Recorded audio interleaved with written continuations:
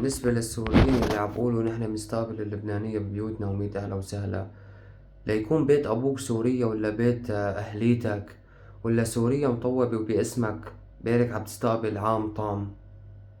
شلون يعني بتستقبل اللبنانية؟ بتستقبل إن شاء الله مناطق الضاحية بس عم تنقصف. على أي أساس أنت بتستقبلون هدول اللي قتلوا وشردوا؟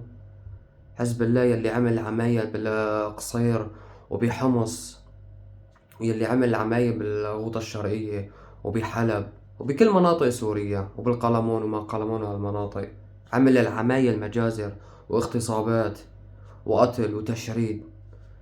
على أي أساس عم تقول الضيف ضيف الله وميت أهلا وسهلا؟ لمين عم بتقول؟ يلي قتل؟ يلي شرد؟ يلي انتهك الأرض والعرض؟ بلا هذا الشعارات اللي عم تحكوا فيها بلاها. خلوكن واقعيين.